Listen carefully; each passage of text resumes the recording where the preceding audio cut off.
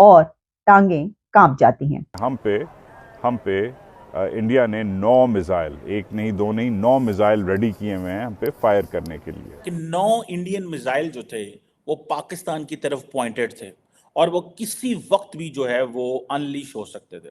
ये खबर लेके जो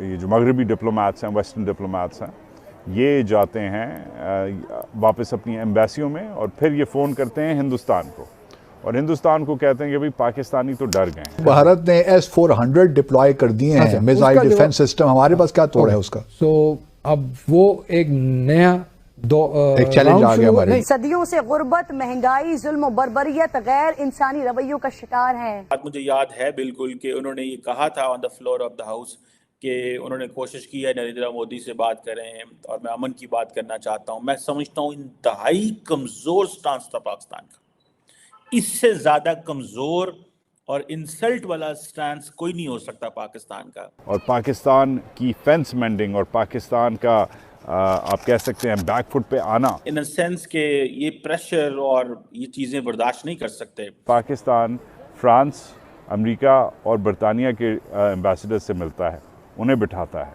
उन्हें कहता है कि भाईजान प्लीज़ इस वक्त डीएस्केलेशन का वक्त आ गया है। यानी इसका मतलब ये हुआ कि वजीर आजम मोदी ने बात करने से इनकार कर दिया और वहां होता। अजय बिरासिया की किताब the troubled diplomatic relationship between India and Pakistan के खुलासे ने भारतीय वायुसेना के जांबाज फाइटर पायलट अभिनंदन से संबंधित कई जानकारियां साझी की हैं। कैसे भारत ने पाकिस्तान को घुटने टेकने पर मजबूर कर दिया, कैसे प्राइम मिनिस्टर मोदी ने मध्य रात्रि में आए पाकिस्तानी पीएम इमरान खान के कॉल को नजरअंदाज किया। इस किताब ने यह खुलासा किया है कि भारत ने 9 मिसाइलों को पाकिस्तानी सीमा के पास तैनात कर दिया था। दोनों परमाणु हथियार संपन्न देशों के बीच तनाव का माहौल था। भारत ने जैसे ही मिसाइलों को सीमा की तरफ घुमाया, उधर पाकिस्तानी प्रधानमंत्री इमरान खान और उसकी सेना के इरादे बदल गए। इमरान खान लगातार भारतीय प्रधानमंत्री से बात करने के लिए कॉल कर रहे थे।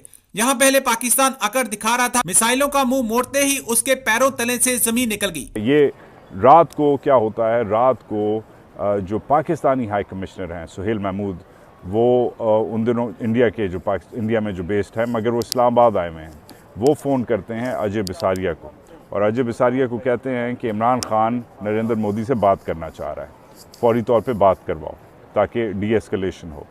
अजय बिसारिया जो है वो फ़ोन करता है आपके दिल्ली को, दिल्ली अजय बिसारिया को मना कर देता है। अजय बिसारिया कहता है बात करनी है तो मेरे थ्रू कर लो। वापस सुहेल महमूद को कहता है, कोई और फॉलो अप नहीं होता।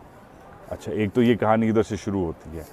उसी दिन बकौल अजय बिसारिया के पाकिस्तान, फ्रांस, अमेरिका और बरतानिया के एम्बेसडर से मिलता है, उन्हें बिठाता है, उन्हें कहता है कि भाईजान प्लीज़ इस वक्त डीएस्केलेशन का वक्त आ गया है। पहले पाकिस्तान वही अपनी कहानी बताता है इन्हें जो वो हमेशा से बताता आ रहा है कि ये फॉल्स फ्लैग ऑपरेशन था और ये इंडियंस ने खुद करवाया था। बकौल अजय बिसारिया के अमरीकी और ब्रिटिश जो डिप्लोमेट्स हैं वो रिजेक्ट कर देते हैं कि फॉल्स फ्लैग नहीं था, तुम लोग हमेशा फॉल्स फ्लैग की बकवास करते हो, ऐसा कोई सीन नहीं था। मगर फिर भी पाकिस्तान अपनी सीरियसनेस शो करता है और आसिम मुनीर और तमीना जंजुआ जो उस ज़माने में फॉरेन सेक्रेटरी थी, वो डेटा शेयर करते हैं इन डिप्लोमेट्स के साथ और कहते हैं कि हम पे इंडिया ने 9 मिसाइल, एक नहीं दो नहीं 9 मिसाइल रेडी किए हुए हैं हम पे फायर करने के लिए। अब ये ऑब्वियसली जो डेटा है ये फॉरेन सेक्रेटरी जो है हमारी वो शेयर करती है।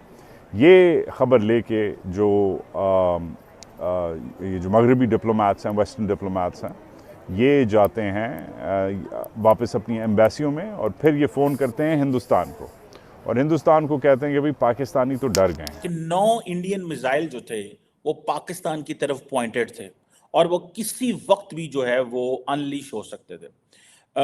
और कहा जाता है कि जो पाकिस्तानी गवर्नमेंट है उन्होंने इंडियन हाई कमिश्नर का दरवाज़ा खटखटाया, उनको कॉल की। उस वक्त सुहेल महमूद साहब बड़े अच्छे डिप्लोमेट हैं पाकिस्तान के, if I am not wrong, और उन्होंने बड़ी he is serving these days as a head of think tank in Islamabad।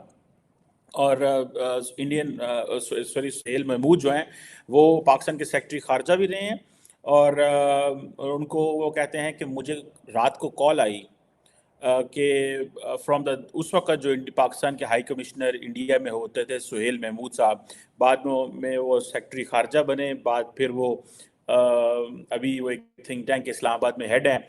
उन्होंने कहा कि प्राइम मिनिस्टर इमरान खान जो है वो मोदी साहब से बात करना चाहते हैं, ठीक है जी। लेकिन और उनको बताया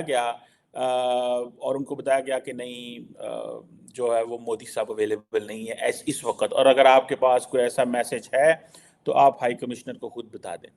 कहा जाता है कि फिर ये जो 27 फरवरी जारी बात है उस वक्त का वाक़या है 2019 का, फिर कहा जाता है कि उसी दिन अगले दिन 28 फरवरी को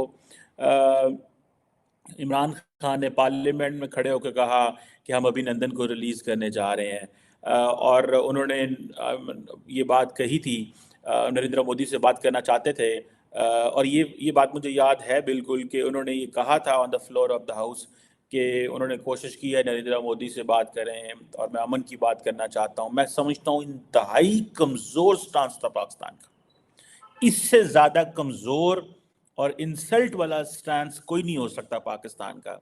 आपके पास फौज भी हो, आपके पास न्यूक्लियर वेपन्स भी हो, आपके पास मिसाइल प्रोग्राम भी हो, आपके पीछे कौम भी खड़ी हो और सियासतदान लेटे हों, ठीक है। और ये चीज़ जो है ऑब्वियसली ये तकलीफ दे होती है for all of Pakistanis. Question ये नहीं है कि क्या होगा, क्वेश्चन ये है कि आप जब मौका आता है तो फिर तुम लेट दे नहीं, you stand up for your cause, you stand up. वो सच्चा हो, झूठा हो, वो गलत हो, अपने मुल्क के लिए आपने बात तो करनी होती है, अपने मुल्क के लिए आपने खड़ा होना होता है, जो भी हो जाए। ये जो मैं तस्वीर आपको दिखा रहा हूँ, ये उस वक्त अजय बिसारिया साहब, अभी आई थिंक इमरान खान वजीर आज़म नहीं बने थे तो इनको वो बैट शैट देने गए, तो सारी पीटीआई की लीडरशिप खड़ी हुई है इनको वेलकम करने के लिए कि हमारे इंडिया से ताल्लुकात अच्छे होंगे, ठीक है जनाब।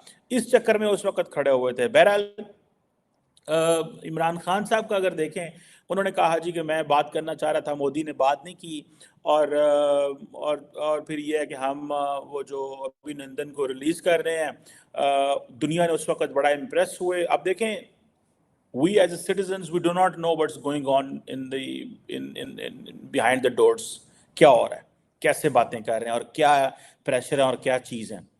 अगर तो 9 मिसाइल का थ्रेट था कि 9 मिसाइल मारेगा इंडिया, तो 9 क्या वो 900 मारे खाएं एंड देन जवाब दें। ये तो नहीं है कि जी वो मिसाइल का थ्रेट ऊपर आ गया जी तो हम जनाब वो हम जवाब ही नहीं देंगे।